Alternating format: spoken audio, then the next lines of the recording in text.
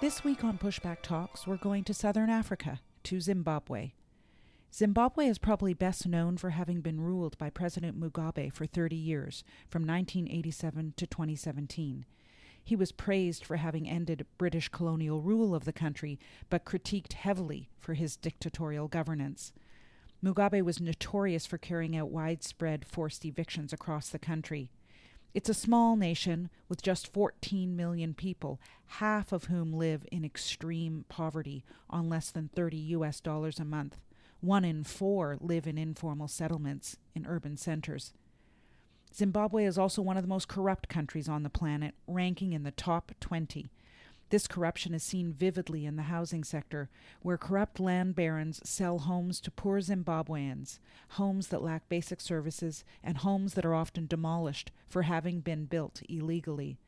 The situation is so bad, it was the subject of a recent judicial inquiry. But there is hope on the horizon. Pushback Talks interviews Francis Mukora, a journalist, democracy activist, and the advocacy coordinator at Community Alliance for Human Settlements in Zimbabwe, a social movement fighting for secure land and housing access and tenure. Francis talks to us about a new law he's been working on that the government has passed that identifies housing as a human right.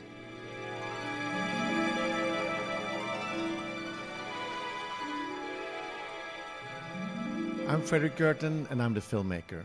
And I'm Leilani Farha, and I'm the advocate. And this is Pushback Talks. Leilani, you were the UN Special Rapporteur of Adequate Housing, and for 6 years you were traveling to a lot of countries, to all continents. You were not only flying to the rich north, you were also flying to the global south. That's true. And I know you were in Nigeria, for example, and you were in Egypt. Yes. I don't know if you ever went to Zimbabwe, but I think today we should actually talk about Zimbabwe. It's been a country that we've all heard a lot about, but it's been sad stories. But today we're also going to talk about resistance, people fighting back. To get to know more, we've invited Francis Mukora, who is journalist and democracy activist and a human rights campaigner in Harare, Zimbabwe. Welcome to Pushback Talks, Francis. Welcome, Francis. Thanks for having me, guys. It's a pleasure, a huge pleasure to be here. So, what is cooking right now, Francis? What are you doing? What are you up to? Quite a lot of things are happening. I mean, like you have mentioned that, it's an interesting country, a beautiful country. But in recent times, let's say probably over the past 20 years, Zimbabwe has been on the international spotlight for very wrong reasons. I mean, like things related to arbitrary displacements, the human rights record has not been the greatest. And we have also had housing demolition starting from especially 2005, what was termed Operation Restore Order, that Omuramba China in Shona, that's a native statement. It means clear the field. It entailed demolition of houses which were termed illegal structures. That was being done by government, both central and local government. And according to the United Nations, that led to the loss of housing and displacement of at least 750,000 people, mainly in major cities. Leilani, so here we have a country where the government is actually behind forced evictions, and we're talking about 750,000 people being pushed out of their homes with a law. I mean, Zimbabwe has been known, particularly for all of the Mugabe years, as a country that stands in direct violation of the right to housing, in particular because of these policies of forced evictions. And Zimbabwe is like the worst case scenario, because not only were evictions happening on a regular basis, as you said, Frederick and Francis, they were happening by law, a horrible law. I mean, I think it has been translated as the rubbish removal law, and it's like the people themselves were rubbish. Even though that's not necessarily what was intended, that's the implication. And we know under international human rights law, forced eviction is just simply a gross violation. Like there's no wiggle room, as we say. It is a violation. And so very, very harsh circumstances for so many people in Zimbabwe. Francis, have you been able to use this UN language in your struggle? Yeah. International human rights law and the United Nations diction kind of help get an ear from the government. the Zimbabwean government did not accept or admit that we had internally displaced persons in Zimbabwe. They preferred mobile and vulnerable persons. So that use of the UN language around issues to do with arbitrary displacements, and especially during the subsistence of what was called the Government of National Unity, which was composed by the ruling ZANU-PF party, then led by former President Robert Mugabe, and the prime minister from the major opposition. Then during that 5-year period, the use of that UN direction and bringing in of international players actually helped, because for the first time in 2008, the government of Zimbabwe actually admitted that there were internally displaced persons in Zimbabwe, which then led to the signing of the African Union Convention on Assistance and Protection of Internally Displaced Persons in Africa. It's commonly known as the Kampala Convention. So I think the involvement of the international partners, especially the United Nations, played a huge role in the small steps that have been made in Zimbabwe. I'm struck by the idea that a whole group of people can exist, internally displaced persons, but they're only recognized once we can put on them a formal label that has with it the force of human rights law. It's very interesting to me, because these people exist and they're living the reality of internal displacement, which is really harsh. They're basically homeless. But until you get that official designation, then it's difficult to actually give them the rights that they need to survive. Exactly, and even prior to the official acknowledgement of the existence of internally displaced persons in Zimbabwe, I think it was difficult for even UN agencies, talk of IOM, UNHCR, it was difficult for them to be able to directly reach out to those people, because there was lack of that formal recognition from the government. I worked a lot in Africa and in Southern Africa, and I was in Zimbabwe a long time ago. It's a beautiful country. In Africa, and I mean also in the whole world where you've been working, Leilani, the ownership of land is very central. And in Southern Africa, a lot of land were owned by the white farmers who kind of were running the country in many ways, especially in Zimbabwe and still in South Africa. So the land issue is very central. And of course, what happened during Mugabe was that the land was then turned back to the people, or that's supposedly to turn back to the people. But what I understand, that this taking back the land to the people of the country turned into be more a corrupt move in some ways. Because when I see on the Transparency International list that Zimbabwe is rated extremely high, or like you call it low, in rates of being a corrupt state. So taking away the land from the white farmers didn't really help the people. Is that true? Yeah, to a certain extent, both the manner in which the land was taken away from the white commercial farmers and the way through which it was distributed, and I'm going to use that in quotes, the way through which it was distributed smacked a lot of corruption, because you would notice that one way or another, land it's a resource that every citizen of a country should have access to on the basis of them being a citizen of that country. It's a birthright, so to speak.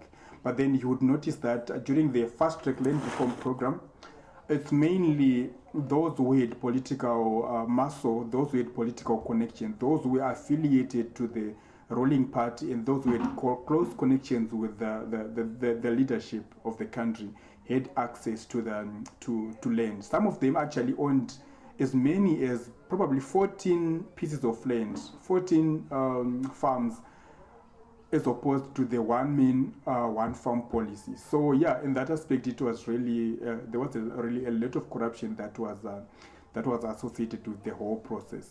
And even after that, when the government then started claiming to take steps to address corruption related to the fast-track land reform program, you would still notice those things happening. In fact, the best way for me to describe it is to say land then became a tool that was used for political expediency, a tool to sustain a system of political patronage, whereby if you are not politically correct, then you do not necessarily have that right to claim ownership or access to a land. So yeah, the bottom line, in my opinion, is that it's been a system that has been used to sustain a system of political patronage, which is corruption by any definition. And like you said, just before we started the discussion, I was checking on the corruption perception index, and for the past maybe 5 years, Zimbabwe has not like significantly improved. And this is despite the promises that we have heard, the claims from the political leadership that the priority is to try and address corruption in every sector of the economy of Zimbabwe. There were only 21 other countries more corrupt than Zimbabwe, and Nigeria isn't one of them. So Zimbabwe is further down or higher up the list of corruption. But so, Francis, do you want to be on the top or will you be lower down? Well, how does it work? No, I definitely. I think as a country, I mean, like the ordinary Zimbabwean would love to be like. No one wants corruption in their country because it's got a lot of connotations on issues to do with access to basic rights. We're talking of shelter. We're talking of health. We're talking of good roads. And even the house demolition that we spoke about earlier on. I was looking at that report, the Uchenna Commission report, it's called, and I think our listeners would be interested to know that $3 billion, that was lost money because of the state not receiving monies for lands that the state had in their possession. So they only received about 10% of the value of land that they gave away. And that goes to that corruption and political patronage and all of that.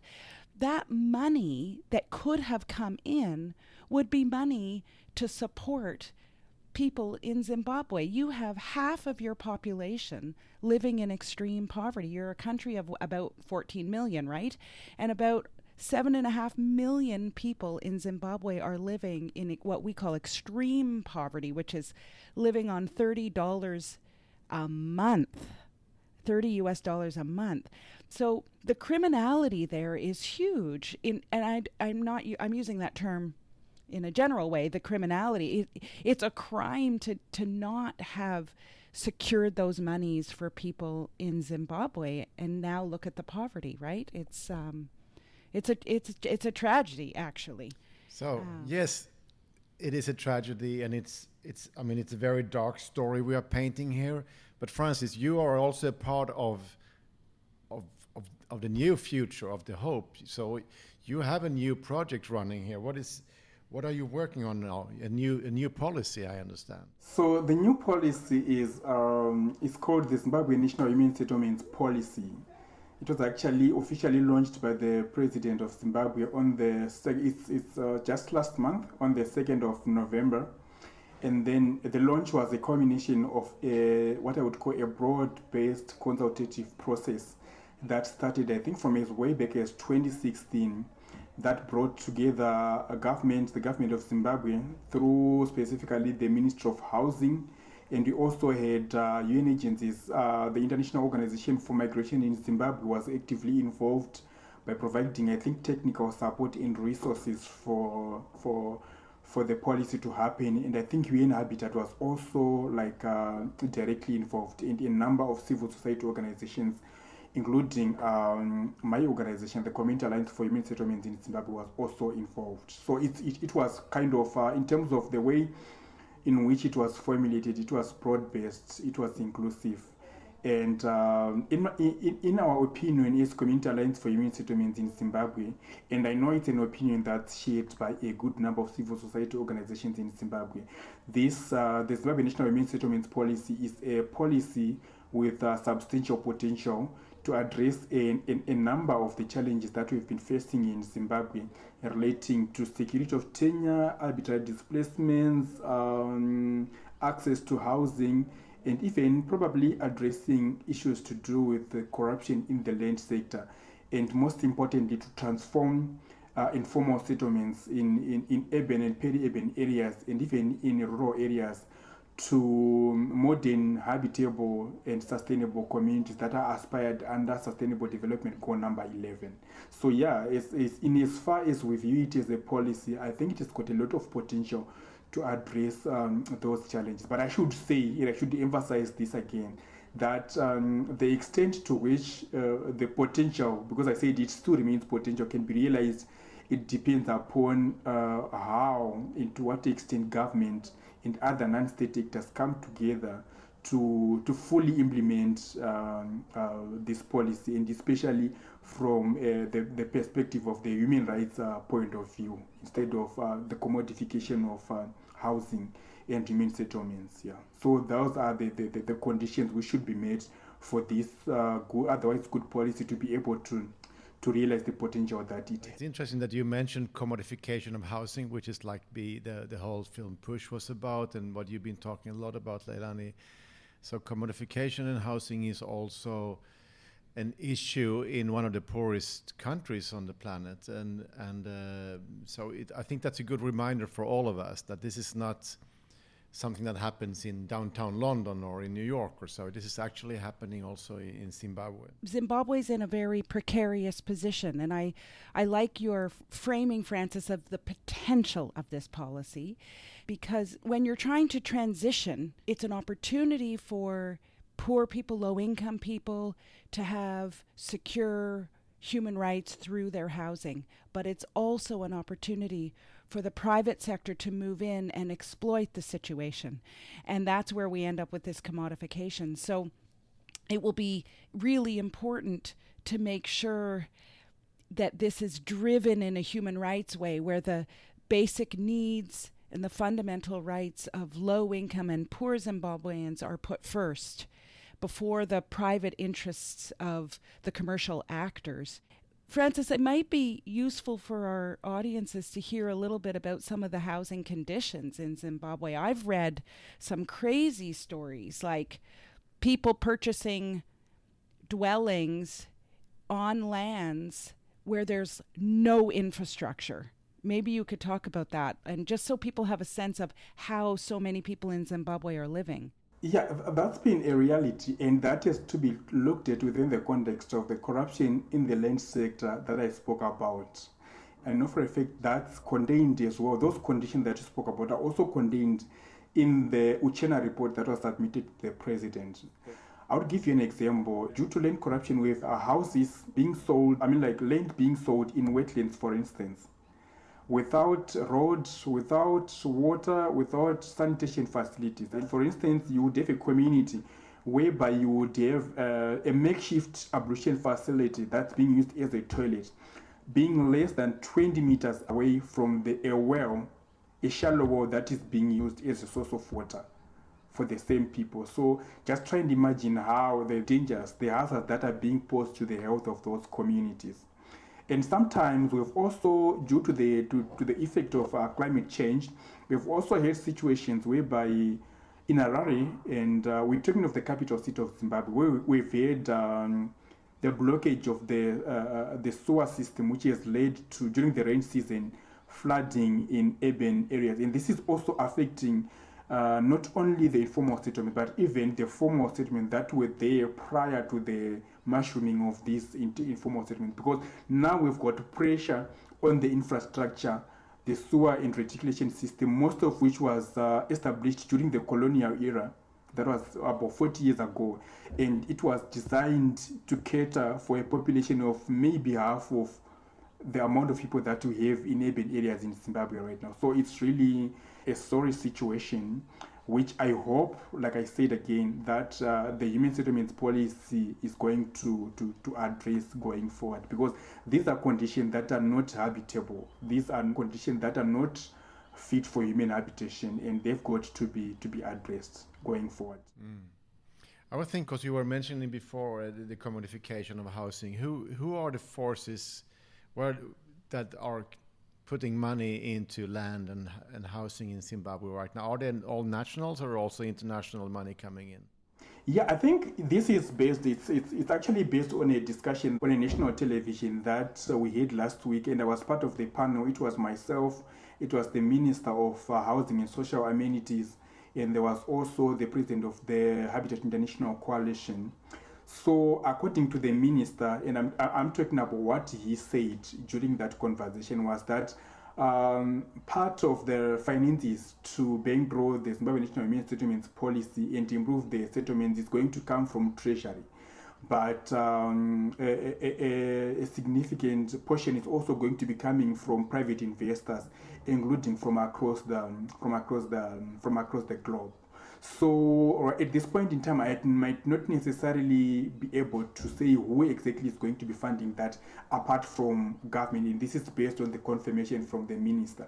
But one way or another, and within the context of the policy that has been adopted by the government of Zimbabwe to attract foreign direct investment, including in the housing sector, my opinion is that we're going to be seeing like international players coming in or bringing in capital, but in most cases, fundamentally, they will be driven by the need to try and make profit out of their investment, which is where the fear of commodification comes in.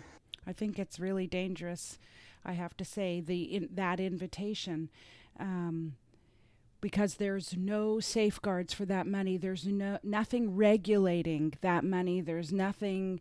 That's the problem with the global system and the flow of global capital. No one, I mean, that's what the Pandora Papers were exposing. No one is controlling this or monitoring this. I think you have to be on guard, Francis. Yeah, and especially within the context of the levels of corruption that we have in Zimbabwe, it's something to be worried about. And I think it's actually a gap that there's got to be mechanisms to provide checks and balances. But I mean, on the other hand, if the minister says the only way we can do this, we have to invite foreign investors. I mean, that's a story.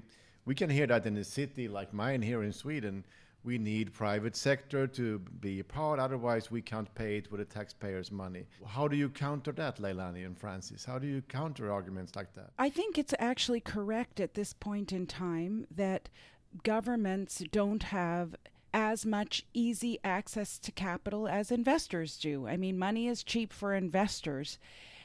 Although we did see in the pandemic that governments started printing their own money. So maybe we should query access to money of governments.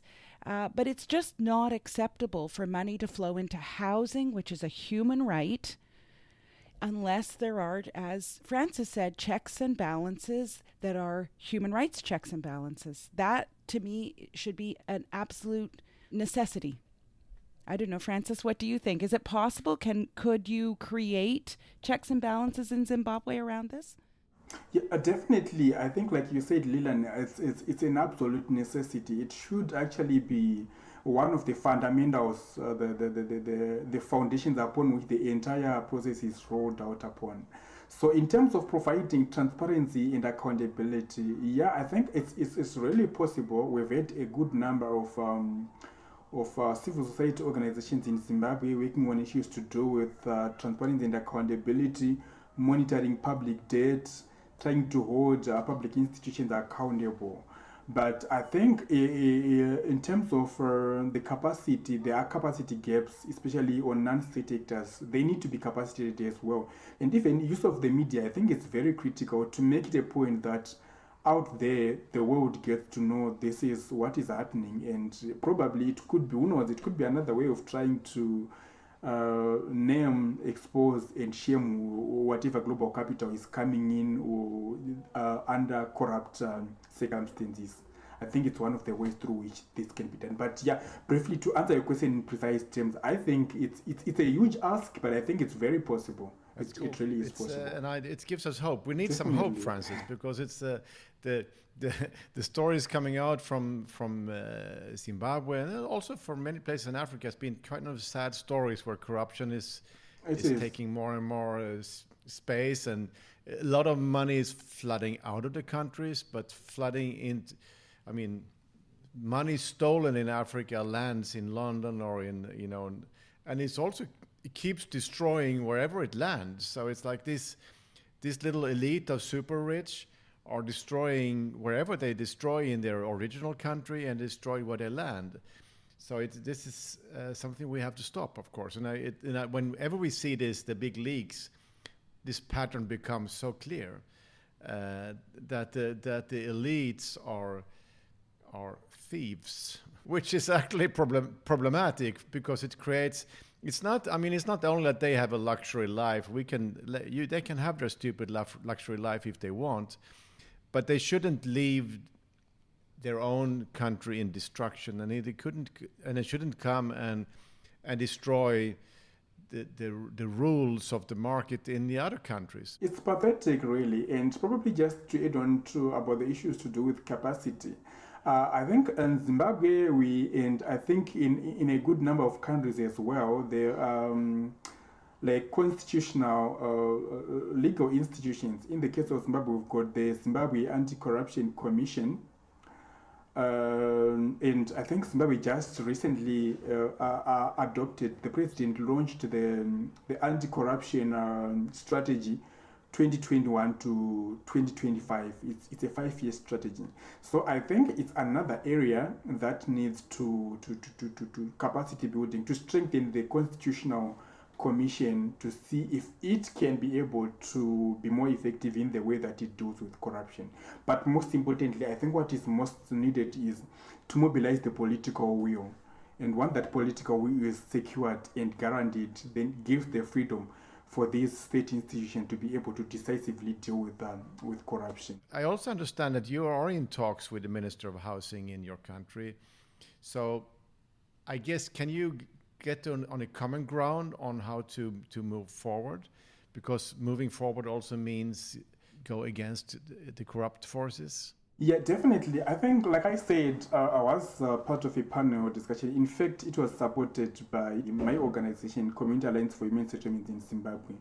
Probably spent about an hour discussing, sharing notes with the Minister of National Housing. And from the discussion that we have had, his perception is that we are welcome, and probably we should be able to sit down at some point in time to discuss how best we can collaborate and how best we can also add value towards the realization of the potential that the policy has. At a personal level, as a journalist and also coming from the civil society sector, is to be able to confront the situation on the basis of truth and facts. And these facts include the fact that corruption has to be tackled. There also has to be an outside eye. It doesn't have to be from within the government only. It also has got to be from outside players like ourselves as civil society and even the international community, to say how best do we provide objective feedback. I think for us as a nation to be able to move forward and progress, we need to address this thing. We don't need to sugarcoat those things. We need to be able to point out and also to suggest solutions. Francis, we in this podcast, we try to find inspirational people from around the world, and hopefully you can inspire others. So do you have any inspiration coming in from other countries, how people take the same struggle as you do? Do you have any examples that you see, wow, this is what they're doing in South Africa is cool, or what they're doing in Mozambique? Or do you have anything like you see that, wow? It's good that you've already mentioned South Africa. I was straight away going to point out to South Africa. They've got their own share of problems with regard to housing and the shacks and the slum settlements. But I think, in my opinion, South Africa as a country have tried to... They've got a policy that's similar to the one that we just adopted in Zimbabwe. And I think they've been taking commendable steps towards addressing issues to do with housing. But more specifically, I would point out to, from the civil society perspective, I would point out to, there is a social movement in South Africa called Abahlali Basemjondolo. We have not collaborated or reached out to them directly, but they are a huge inspiration. We've been following the work that they have been doing, and we've been drawing lessons, especially in particular, to how best we can push for the right to housing, and we're talking of habitable housing.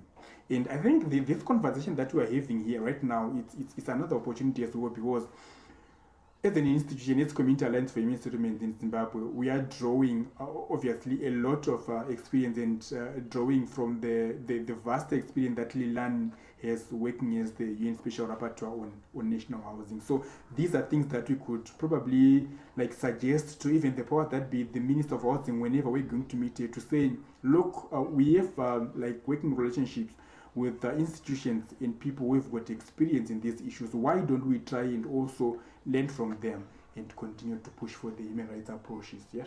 We are all happy for Leilani with us. This is what it's all about. She is an inspiration, but you're also an inspiration, Francis. Thank you. So thank you for your great work in Zimbabwe, and please keep us posted, because this is something we want to follow. We want good news to fly out from Zimbabwe. We want Zimbabwe back as an inspiration, and you're a part of it. So thank you for your good work. And Leilani, this was again Pushback Talks. It was. I feel inspired. Francis is doing really good work in very, very difficult circumstances. So I feel, even though it's tough, Zimbabwe's tough, Francis is tough too. So now I can carry on. I'm heading into my weekend, so I feel okay. I'm energized too, and thank you guys. It's really inspiring. Thank you very much. Yeah, Leilani, normally we will just ask how we fund this. We have listeners in 120 countries, which means also a lot of countries in Africa we have listeners. But Leilani, how do we fund this global podcast? Well, we don't, but we're trying to. We're trying to. We have a Patreon account, and wherever you download the podcast, you'll see a link to Patreon, and you can look us up, and you can give us a little bit of love through money, right? But it can be a small amount. It can be $1, and it is still an act of love. So exactly. You don't have to be rich to be our friends. So that's a good thing. So anyway, thank you, both of you, for this little interchange between Harare, Ottawa, and Malmö, Sweden. It's like a little triangle of love there. So thank you very much, Francis, and thank you, Leilani. Thanks, Frederick. Thanks, Francis. Pushback Talks is produced by WG Film. To watch Push, visit pushthefilm.com. You can also support us by becoming a Patreon at patreon.com/pushbacktalks. Thank you so much for listening, and we'll see you again next week.